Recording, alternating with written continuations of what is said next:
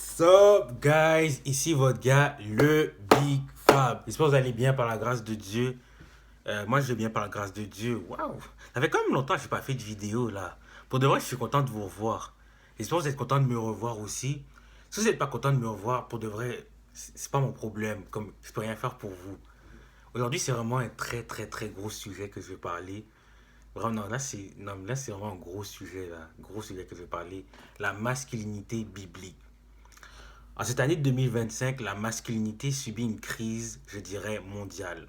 Même si on est tous importants dans le plan de Dieu, toujours se rappeler que nous avons tous des rôles précis différents. Qu'on le veuille ou non, la femme et l'homme ont un rôle différent dans le plan de Dieu. Mais pourquoi la masculinité biblique est un sujet complexe? Tout simplement parce que le monde nous donne plusieurs définitions et versions sur ce que c'est que être un vrai homme. Il y a des gens qui disent que tu deviens un vrai homme lorsque tu commences à faire des sports de combat. Il y a des gens qui disent que tu deviens un homme lorsque tu es nonchalant et que tu n'as pas d'émotion. Il y a d'autres qui disent que tu deviens un homme lorsque tu quittes le foyer, lorsque tu quittes tes parents pour commencer ta propre business et faire ton argent. Il y a d'autres qui disent que tu deviens un homme lorsque tu es fort physiquement et que tu es capable de bench 200 livres. So, pour de vrai, pourquoi je dis que la masculinité biblique, pourquoi la masculinité biblique est en crise? C'est tout simplement parce qu'on n'en parle pas assez de manière approfondie dans nos églises. Et qu'est-ce qui va se passer ensuite? Chaque fois qu'il y a un sujet dont on ne parle pas dans nos églises, les jeunes vont aller voir ailleurs dans le monde. C'est-à-dire que si on ne parle pas de la masculinité biblique, les enfants de sexe masculin et les jeunes hommes chrétiens vont utiliser des sources extérieures de l'Église pour découvrir leur identité masculine.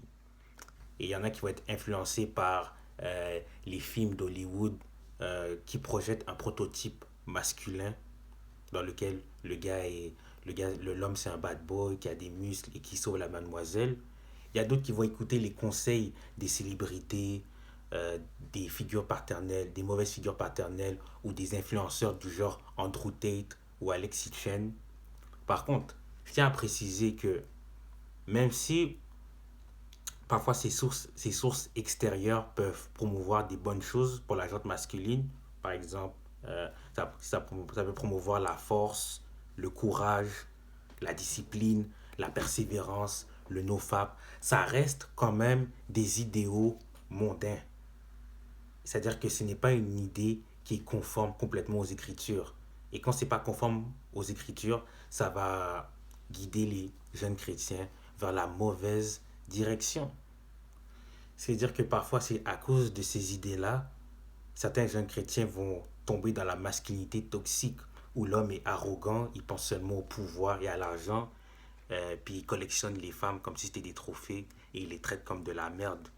D'autres, que eux, ils vont tomber sur un homme paresseux. L'homme paresseux qui est toujours assis sur le canapé avec une bière dans la main, à regarder la télé toute la journée et qui refuse d'être un fournisseur, un travailleur pour sa famille.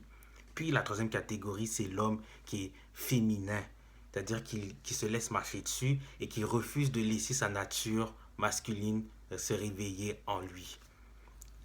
Alors vraiment, être un homme de Dieu, c'est pas quelque chose dont tu es né avec et c'est pas quelque chose que tu choisis. Être un homme de Dieu, c'est quelque chose qui se découvre et que tu apprends au fil du temps à travers les épreuves et l'expérience de la vie de tous les jours. Soit tu deviens un homme, soit tu deviens un garçon. Soit tu te laisses influencer par Dieu, soit tu te laisses influencer par le monde. Ce qui m'amène vraiment à mon premier point. La première chose qui va t'emmener à respecter la masculinité biblique, c'est l'amour du Christ, l'amour sacrifice du Christ, l'amour à servir Dieu, l'amour à servir ta famille, l'amour à servir les autres. Si on prend exemple sur David, David, lorsque Goliath est venu pour attaquer Israël, il était quasiment le soldat parfait. Il était très grand et il était fort. Il n'y avait aucun soldat d'Israël qui voulait le combattre, sauf un, David.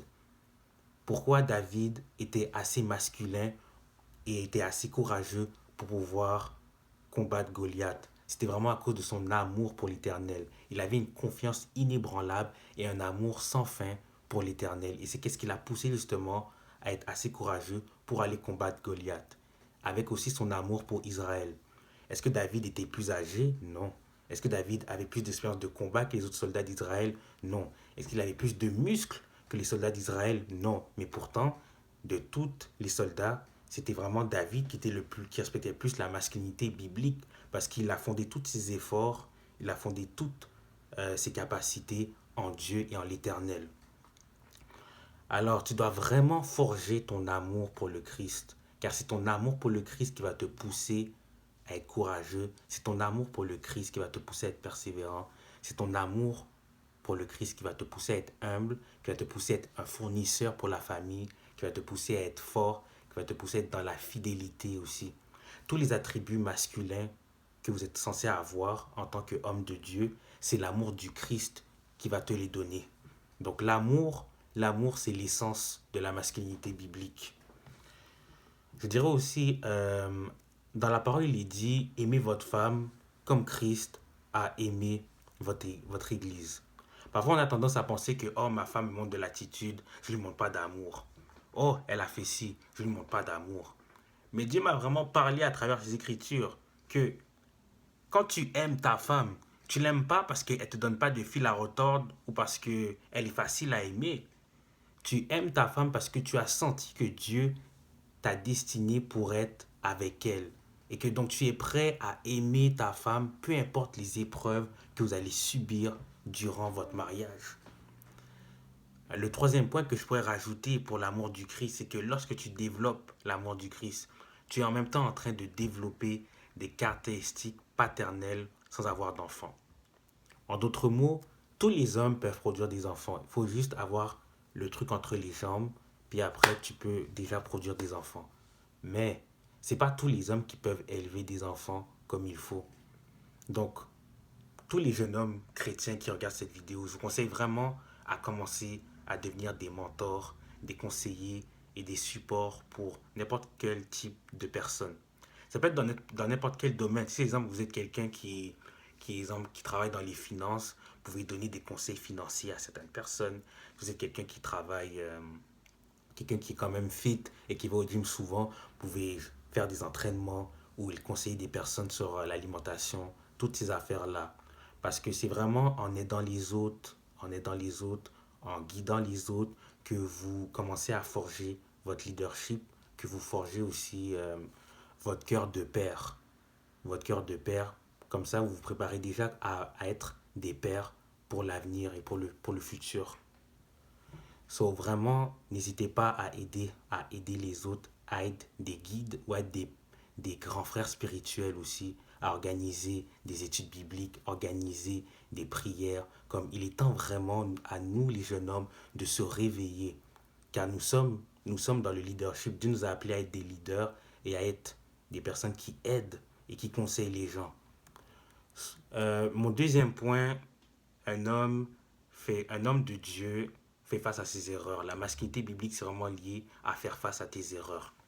Vous connaissez l'histoire de Adam et Ève, comme Ève a sélope Adam, puis ensuite après, euh, ils ont tous les deux mangé le fruit défendu, puis Dieu les a foutus dehors. Mais il faut aussi se rappeler que lorsque Adam a mangé le fruit défendu et que Dieu est venu, il s'est caché et après, qu'est-ce qu'il a fait? Il a rejeté la faute sur Ève. C'est-à-dire que Adam, dans cette situation, il n'était pas un homme, il était un garçon. Parce que les garçons, d'habitude, ils rejettent toujours la faute sur les autres et ils ne veulent pas assumer les conséquences de leur acte. Donc, quand tu es quelqu'un qui dit toujours que, oh, si je pêche ou je suis dans la chair, c'est à cause de lui, c'est à cause de elle, c'est à cause du diable, c'est à cause de ma soeur, c'est à cause de mon frère. C'est-à-dire que maintenant, tu agis comme un garçon, tu agis pas comme un homme. C'est-à-dire que, est-ce que tu vas avoir des problèmes? Oui. Est-ce que tu vas commettre des erreurs? Oui. Mais ce n'est pas vraiment l'erreur qui compte. C'est la façon que tu agis après avoir fait l'erreur. Est-ce que tu apprends de tes erreurs ou est-ce que tu rejettes la faute et tu rejettes tes erreurs sur les autres et tu continues à faire les mêmes erreurs après? C'est vraiment important que la masculinité biblique, c'est vraiment lié aussi la repentance et toutes ces affaires-là et à faire face à ces erreurs et à assumer aussi, assumer les conséquences des actes. Troisième point, je dirais, un homme de Dieu, la masculinité biblique, c'est toujours lié à mettre toujours Dieu avant tout. C'est-à-dire que Satan, lui, il veut détruire les disciples du Christ à travers les familles. Et comment il va attaquer les familles? Il va s'attaquer au leader de la famille. Et qui est le leader de la famille? C'est l'homme. Donc, en tant que leader, tu dois non seulement montrer de l'amour, mais tu dois aussi montrer de l'autorité. Tu dois forger non seulement un amour, mais tu dois forger aussi un caractère. Un caractère en Christ. Comme c'est pas pour rien que qu'on dit que Jésus enseignait avec autorité. Car oui, il enseignait avec amour, mais tu as besoin d'autorité car lorsque tu es trop passif, lorsque tu es trop gentil, ou lorsque tu te laisses marcher dessus, surtout en tant qu'homme, c'est-à-dire que les agents démoniaques et Satan aussi va profiter de cette faiblesse, va profiter que tu n'as pas d'autorité, que tu n'as pas de caractère pour s'attaquer non seulement à toi, mais s'attaquer aussi à ta famille. Donc il est vraiment important de forger un caractère car tu es le leader. N'oublie toujours pas que tu es le leader de la famille.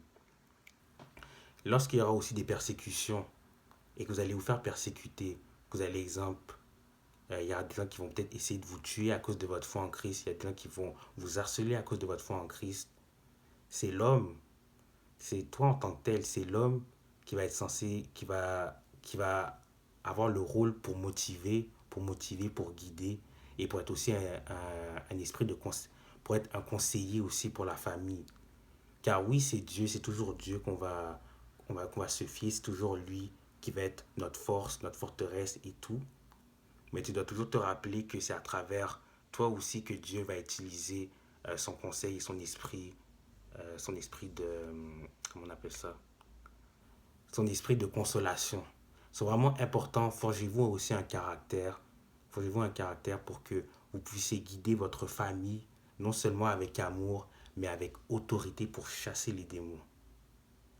Si, exemple, on prend l'exemple de Samson. Samson, lui, lorsque la femme philistin a voulu le piéger pour qu'il révèle sa force, comme elle a demandé, Samson a dit non. Elle a demandé encore, Samson a dit non.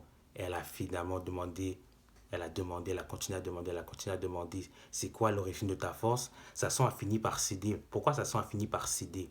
Parce qu'il n'avait pas assez d'autorité en lui. Il n'avait pas assez d'autorité envers la femme pour lui dire complètement non. Joseph, lui, il avait l'autorité quand il a dit non à la femme. Mais Samson, même s'il était musclé et qu'il avait la force que Dieu lui a donnée, à l'intérieur de lui, il n'y avait pas d'autorité pour qu'il dise non à la femme. Je ne vais pas te dire la source de ma force. Donc, homme, ayez de l'autorité. Alors vraiment, tu peux dire, il y a plusieurs autres points qu'on peut dire aussi. Il y a plusieurs autres points qu'on peut dire à travers la masculinité biblique parce que c'est quand même un sujet complexe. Mais je dirais que mes trois points, là, développer son amour du Christ, faire face à ses erreurs et à ses péchés, puis mettre toujours Dieu avant tout pour forger un caractère. C'est vraiment ça mes trois points. So, j'espère que ça vous a aidé et que Dieu vous bénisse. Je vous aime.